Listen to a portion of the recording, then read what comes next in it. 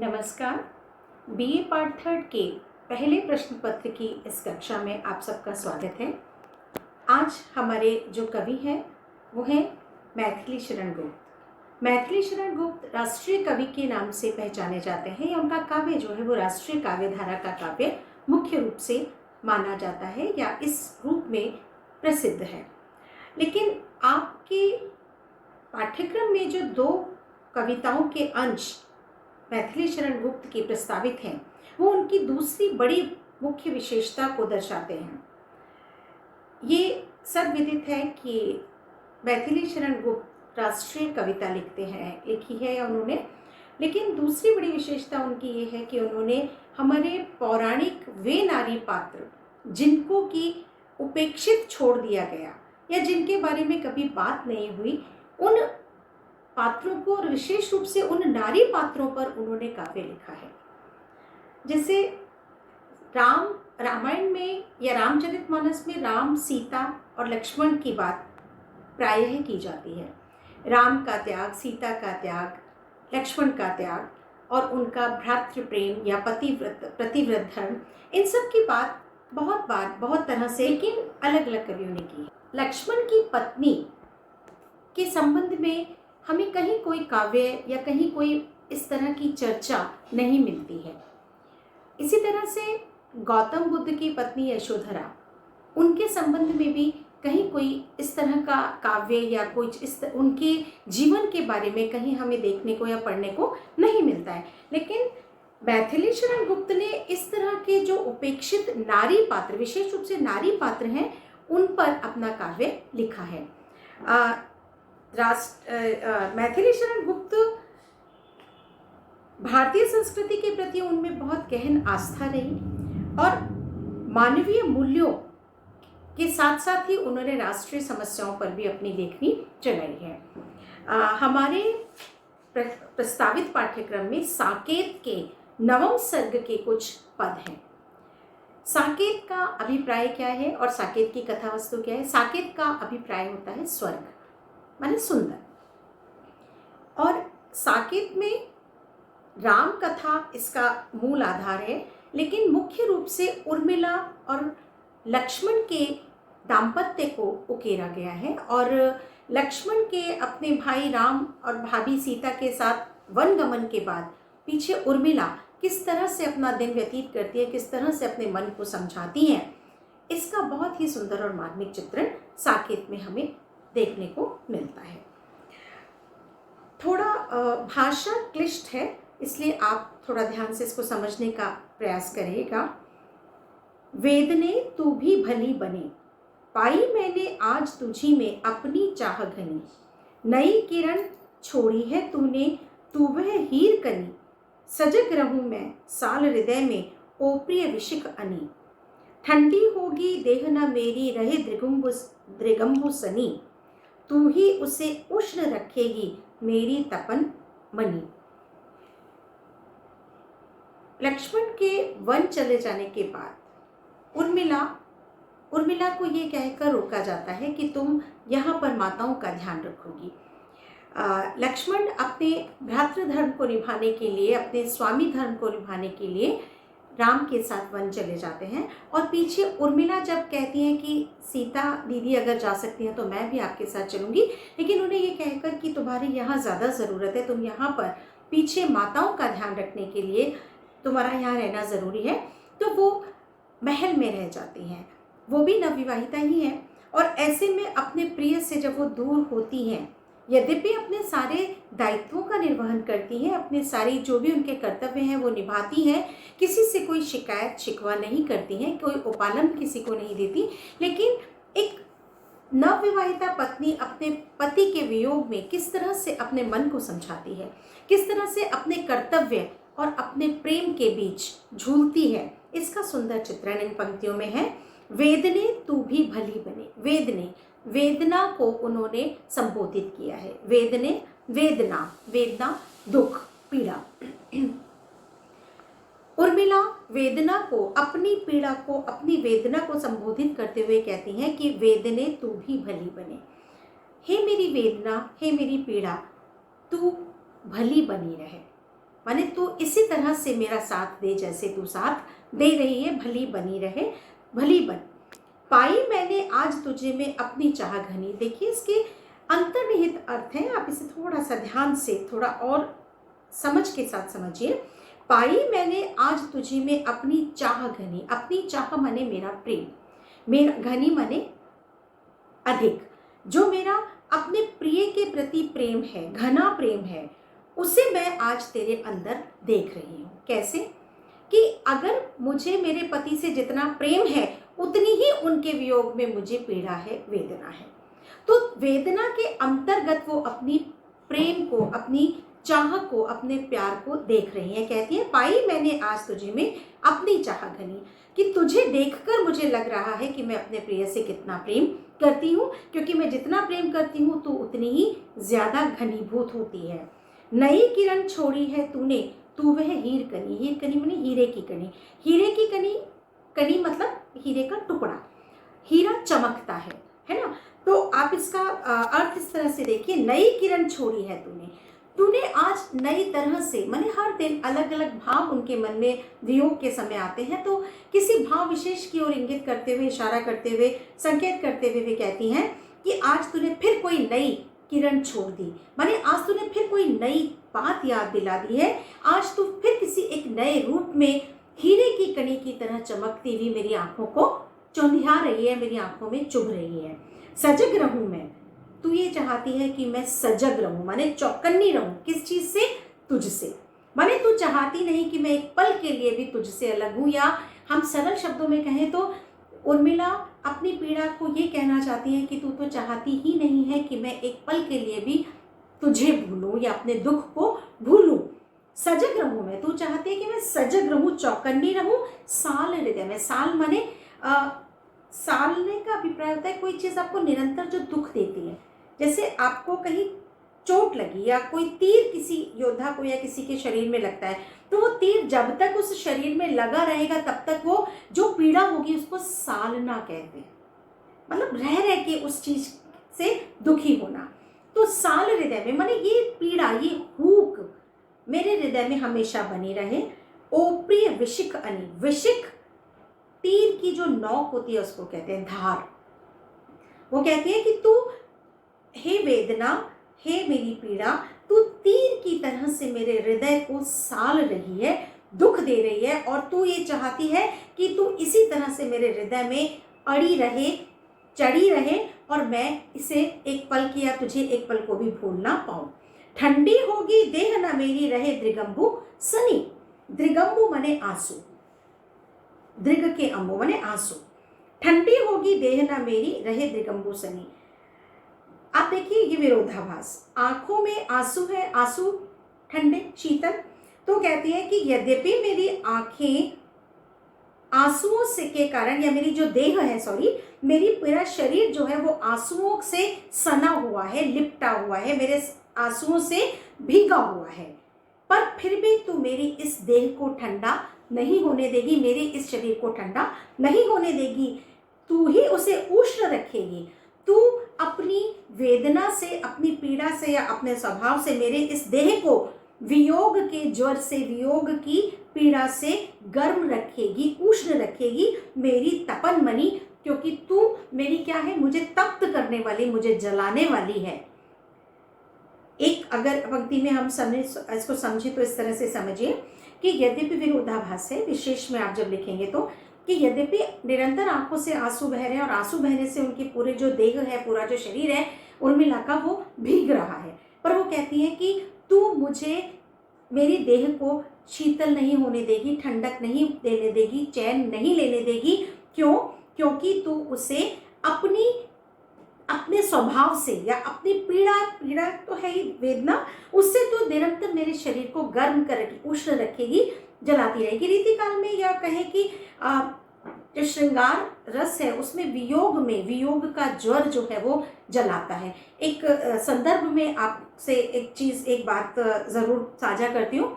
बिहारी की नायिका आपने पढ़ी होगी, शायद ये पद आपने ना पढ़ा हो, कि बिहारी की नायिका जब विरह में होती है तो कभी कहते हैं कि उसका शरीर विरह से इतना जल रहा होता है कि गुलाब, ठंडे गुलाब जल की बाल्टी उसके ऊपर औंधाई जाती है, औंधाना माने एक साथ फेंकना, छींटे नहीं देना, उसको एक साथ औंधाना, तो भी वो सारा का सारा पानी रास्ते में ही सूख जाता है। अतिशयोक्ति अलंकार है, रास्ते में ही सूख जाता है, उसके शरीर को एक बूंद भी छू नहीं पाता। तो विरह का ज्वर, विरह का ताप इतना तीव्र होता है। उर्मिला कहती है कि तू उस ताप को नहीं कम होने देगी। अभाव की एक आत्मजे और अदृष्टि जनी, तेरी ही छाती है सचमुच उपमोचित स्तनी। अरे वियोग समाधि अनोखी तू क्या ठीक ठनी, अपने को प्रिय को जगती को देखूं खींची तनी। मनसा मानिक मुझे मिला है तुझमें उपल खनी, तुझे तभी छोड़ूं अब सजनी पाऊं प्राण धनी। बहुत ही सुंदर पंक्ति है। माने ठीक है, वो वेदना को कह रही है, उस पीड़ा को कह रही है कि आजा, मैं तुझसे अब नहीं डर रही हूँ। और पीड़ा को क्या कहा है उन्होंने, अभाव की एक आत्मजे, आत्मजे माने बेटी, पुत्री। अभाव आप समझते कमी। अब वेदना, पीड़ा कब पैदा होती है, जब आपको किसी चीज की कमी खटकती है, तभी तो आपको दुख होता है, तभी आपको पीड़ा होती है। तो देखिए गुप्त जी कितना सुंदर प्रयोग करते हैं शब्दों का। वो कहते हैं आजा, संबोधित करती है उर्मिला उस पीड़ा को कि तू अभाव की एक आत्मजे है, माने तू अभाव की बेटी है, तू कमी की पुत्री है, और अदृष्टि जनी, और उस पर भी तू दिखती नहीं है। अदृष्टि जनी माने तुझे पैदा होते हुए कोई देख नहीं पाता, मतलब आपका प्रिय या आप जिससे भी चाह रहे हैं या कोई भी अभाव, कोई कमी अचानक से नहीं खटकती है।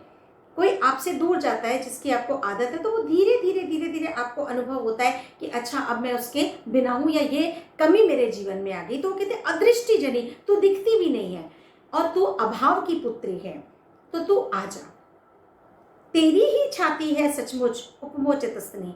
वो कहती है तेरा ही कलेजा इतना कठोर है, सच में तुझसे ज्यादा कोई ऐसे चित्त वाला, ऐसा वक्ष वाला नहीं होगा जिसकी कि मुझे उपमा, मैं तेरे लिए, तेरे इस चित्त के लिए, तेरी इस अवस्था के लिए मेरे पास कोई दूसरी उपमा नहीं है कि तेरी छाती कितनी कठोर है। अरे वियोग समाधि अनोखी, और देखिए कितना सुंदर वर्ड शब्द दिया है उन्होंने, वियोग की समाधि कह दिया उसको। पीड़ा अगर संयोग हो जाएगा तो पीड़ा तो गायब हो जाएगी ना, वेदना गायब हो जाएगी। तो वियोग जो है वो समाधि लेके बैठ गया। समाधि आप जानते हैं, समाधि से कोई आसानी से हिलता नहीं, उठता नहीं। तो उर्मिला कहती है कि तू तो मेरे जीवन में समाधि, वियोग रूपी समाधि लेकर बैठ गई है, तो क्या तू ये मेरे साथ ठीक कर रही है। अब अरे वियोग समाधि अनोखी, अरे वियोग समाधि माने ये वियोग तो मेरे जीवन में 14 वर्ष, बहुत लंबा समय होता है।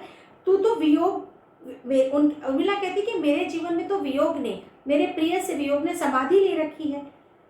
ये अनोखी समाधि है, ऐसी समाधि कौन लेता है। तू क्या ठीक ठनी, तो क्या तूने ये ठीक ठाना है, क्या तू ये सही कर रही है।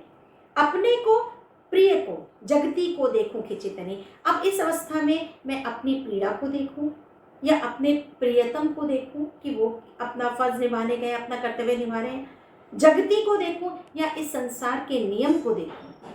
जब मैं संसार के नियम को देखती हूँ तो खींची तनी, मतलब मैं कभी इस भाव में आती हूँ, कभी उस भाव में आती हूँ, मेरे डावाडोल हो रही हूँ, खींचतान चल रही है मेरे अलग अलग भावों में, कि मैं जब अपने बारे में सोचती हूँ, कभी अपने प्रिय के बारे में सोचती हूँ, कभी मैं संसार की इस घटनाक्रम के बारे में सोचती हूँ, तो मैं कहीं टिक नहीं पाती हूँ।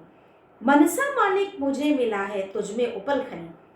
वो कहती है उपल माने पत्थर, कि तू क्या जाने, मन रूपी माणिक, माणिक मोती माणिक होते हैं, मतलब मन रूपी जो माणिक है वो तो मुझे मिला है, जो चंचल है।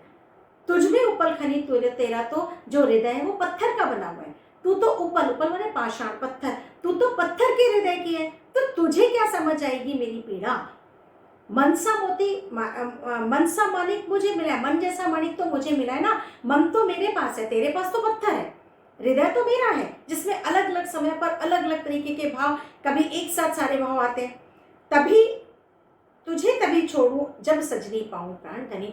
और मुझे पता है कि तेरा मेरा तो पीछा, तेरे से मेरा पीछा छूटेगा नहीं, माने तेरा मेरा साथ तो तब तक रहेगा जब तक कि मेरे प्राण धन, मेरे प्रिय, मेरे पति लक्ष्मण वापस नहीं आ जाएंगे। तुझे तो मैं तभी छोड़ पाऊंगी सजनी, सजनी भी वेदना के लिए आया है, जबकि मेरे प्रिय मुझे मिल जाएंगे। ये पंक्तियां थी उर्मिला की अपने पीड़ा को व्यक्त करते हुए।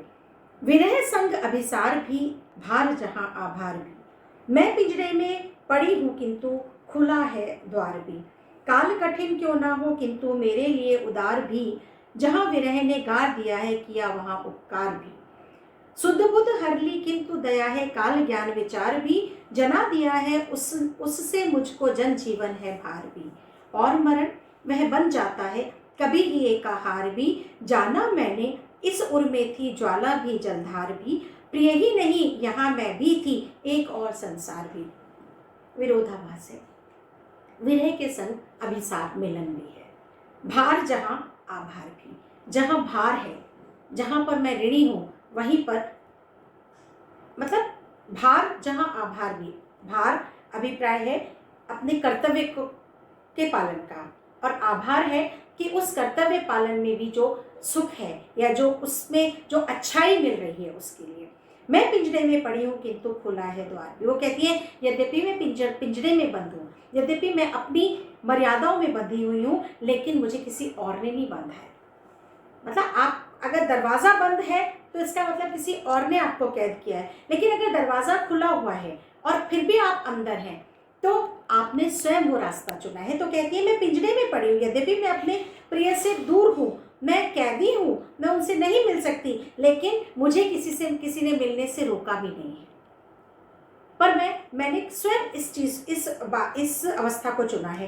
काल कठिन क्यों ना हो किंतु मेरे लिए उधार, यद्यपि काल कठिन है, ये समय बहुत कठिन है, लेकिन मेरे लिए किसी ना किसी रूप में उदार भी है। कैसे उदार है? क्योंकि ऐसा नहीं था कि लक्ष्मण उर्मिला से नहीं कहा गया था कि तुम चलो मिलने लक्ष्मण से, जब कई बार जब चाहे वो भरत मिलने आए थे या कभी और मौका था, पर वो मना कर देती है कि क्योंकि लक्ष्मण उन्हें मना करके गए थे कि हम 14 वर्ष बाद ही मिलेंगे, तो वो जा सकती थी लेकिन नहीं गई। इसी तरह से समय कठिन है, लेकिन ये समय उदार भी है। उदार कैसे है कि एक एक दिन बीतता भी तो जा रहा है, यद्यपि ये समय कठिन है, लेकिन जैसे जैसे एक एक दिन बीत रहा है तो वो उदारता ही तो है समय की, कि वो प्रिय से मिलन की घड़ी पास ला रहा है। जहां विरह ने गार दिया है किया वहां उपकार भी, यद्यपि विरह मुझे दिन प्रतिदिन पल पल गला रही है, मुझे विगलित कर रही है, मुझे क्षीण कर रही है, लेकिन ये उपकार भी तो कर रही है, मुझे मेरे प्रिय के प्रति मेरे प्यार का या मेरे प्रेम का आभास भी तो करा रही है। सुधबुध हर ली किंतु दिया है काल ज्ञान विचार भी, यद्यपि इस विरह ने मेरी सुध बुध हर ली है, लेकिन फिर भी काल का ज्ञान भी तो है मुझे कि समय कैसे कैसे बीत रहा है, एक एक दिन बीतता जा रहा है, इसका तो ध्यान है ना। यद्यपि मुझे किसी चीज़ का होश नहीं है, मैं बिल्कुल सब कुछ भूले बैठी हूँ, लेकिन फिर भी मुझे इस भूलेपन में भी याद है कि आज का दिन बीत गया, आज का दिन बीत गया, एक एक दिन बीतता जा रहा है, तो काल का ज्ञान तो है। जना दिया है उससे मुझको जन जीवन है भार भी, यद्यपि ये मुझे इस विरह ने जता दिया या ये मुझे संज्ञान दे दिया कि जीवन बहुत बड़ी भार है, मतलब ऐसा जीवन बहुत बड़ा बोझ है। यद्यपि ये बात मुझे समझाई है, लेकिन अगर ये जीवन भार है, बोझ है, तो मरण, देखिए प्रश्नवाचक चिन्ह है, और मरण, तो फिर मरण क्या है, मृत्यु क्या है, वह बन जाता है कभी ही एक हार भी। तो वो कहती है कि मृत्यु से ये जीवन फिर भी अच्छा है, यद्यपि ये जीवन मृत्यु से कम नहीं है, या सॉरी, ये जीवन भार है, बोझ है, लेकिन मरण जो है, अगर मैं मर जाऊं या मैं मृत्यु को प्राप्त कर लूं तो ये मेरे लिए ठीक नहीं होगा। जाना मैंने इस उर्मे की ज्वाला भी जलधार भी, अगर मैं अपने प्रिय से अलग नहीं होती, अगर मैं अपने प्रिय से वियोग में नहीं आती, तो मुझे कैसे पता चलता कि मुझे उनसे कितना प्रेम है, मैं कैसे जान पाती कि मेरे हृदय में अग्नि भी है और जलदार भी है, शीतलता भी है, मैं उनके विरह में दग्ध भी हो सकती हूँ और मैं उनके संयोग में शीतल भी हो सकती हूँ, ये मैं कैसे जान पाती। प्रिय ही नहीं यहाँ मैं भी थी और एक संसार भी, प्रिय ही नहीं यहाँ मैं भी थी, मेरे प्रिय के साथ साथ मैं भी यहीं थी और एक संसार भी। अगर मैं और मेरे पति इसी तरह से साथ रहते जैसे हम साथ थे, या जैसे पति पत्नी रह रहे थे, तो ये मैं कैसे जान पाती कि हम दोनों के अलावा एक और संसार भी है, यदि मेरे प्रिय से वियोग नहीं होता, यदि मेरे प्रिय अपने कर्तव्य के लिए मुझे छोड़कर नहीं गए होते, तो मुझे किसी दूसरे संसार के होने का आभास कैसे होता। निरख सखी ये खंजन आए, फेरे उन मेरे रंजन ने नयन उधर मन भाए। फैला उनके तन का आतप मन ने सर सरसाए, घूमे वे इस ओर वहां ये हंस जहां यहाँ उड़ छाए। करके ध्यान आज इस जन का निश्चय ले मुस्काए, फूल उठे हैं कमल अधर से ये बंदूक सुहाए। स्वागत स्वागत शरद भाग्य से मैंने दर्शन पाए, नव के मोती वारे लोग ये अश्रु अर्ध्य भर आए। खंजन एक छोटी चिड़िया होती है जो मैदानी इलाकों में जोड़े के साथ ही दिखती है। खंजन पक्षी जोड़े में ही हमेशा नजर आता है। तो उर्मिला के महल में एक खंजन का जोड़ा आता है, तो वो अपनी दासियों से, अपनी परिचारिका से कहती है, निरख माने देखना, हे सखी देख, ये खंजन आज मेरे दरवाजे आए हैं। फेरे उन मेरे रंजन ने नयन इधर मन भाए। रंजन, मेरे रंजन माने मेरे प्रिय, मेरे पति। यद्यपि मेरे पति ने तो मुझसे इन दिनों नयन आंखें फेर रखी हैं, लेकिन इधर मन भाए, पर इन्हें देखकर मुझे बहुत अच्छा लग रहा है। माने फेरे में उन मेरे रंजन मेरे प्रिय ने यद्यपि इन दिनों मुझसे नजरें फेर रखी, माने वो दूर है, लेकिन ये दोनों पक्षी है, ये खंजन पक्षी जो है, ये मुझे मन को शांति या सांत्वना या प्रसन्नता दे रहे हैं।